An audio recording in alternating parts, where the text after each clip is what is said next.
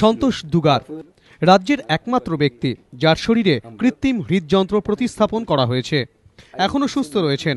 কলকাতার বাসিন্দা 50 ঊর্ধ্ব এই ব্যবসায়ী। কিছুদিন আগেও ছবিটা এমন ছিল না। বেশ কয়েক বছর ধরে হৃদরোগে ভুগছিলেন সন্তোষ। কোনো চিকিৎসাতেই সাড়া মিলছিল না। শেষ পর্যন্ত চিকিৎসকদের পরামর্শে 2012 ডিসেম্বরে তাঁর শরীরে কৃত্রিম হৃদযন্ত্র প্রতিস্থাপন করা হয়। এখন তিনি স্বাভাবিক জীবনযাপন করছেন।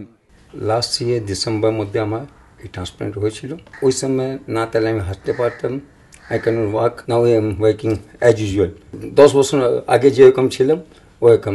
চিকিৎসকরা জানিয়েছেন অনেক সময় পেসমেকার বসিয়ে বা ভালভ চেঞ্জ করেও ফল মেলে না। এই পরিস্থিতিতে হৃদরোগের চিকিৎসায় বিপ্লব এনেছে কৃত্রিম হৃদযন্ত্র। কৃত্রিম হৃদযন্ত্রের 4টি অংশ: পাইপ, পাম্প, কন্ট্রোলার এবং ব্যাটারি। পাম্প এবং পাইপের কিছু অংশ অস্ত্রোপচারের মাধ্যমে শরীরে প্রতিস্থাপন করা হয়। এই পাম্পের সাহায্যেই কৃত্রিম উপায়ে হৃৎপিণ্ডে রক্ত সঞ্চালনা করা হয়। শরীরের বাইরে থাকে ব্যাটারি ও কন্ট্রোলার। বেসিক্যালি যখন একদম হার্ট আর পাম্প করতে পারে না, পাম্পিং পাওয়ার খুব কম হয়ে যায়, তখন তাদের অ্যাকচুয়ালি দরকার হয় হার্ট ট্রান্সপ্লান্ট। সেই জন্য কৃত্রিম উপায়ে এই আর্টিফিশিয়াল হার্ট, যেখানে এন্ডলেসলি 20 থেকে 30 বছর একটা ব্যাটারি অপারেটেড মেশিন দিয়ে চলতে পারে।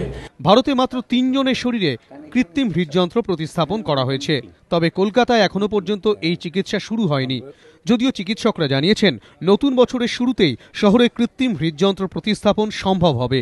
ECMO ডিভাইসেস বলে, তো এই ECMO প্রোগ্রাম, ECMO ডিভাইসেস গুলো আমরা আনছি। আমাদের মাসখানেকের মধ্যে সেটা ইনস্টলড হয়ে যাবে। হৃদয় কৃত্রিমভাবে চললেও হৃদয়বান সন্তোষ দুগার সমাজ সেবায়ও ঝাঁপিয়ে পড়েন আর সদা হাস্যমুখ সবাইকে মাতিয়ে রাখেন। নিমাই পান্ডা, ABP আনন্দ, কলকাতা।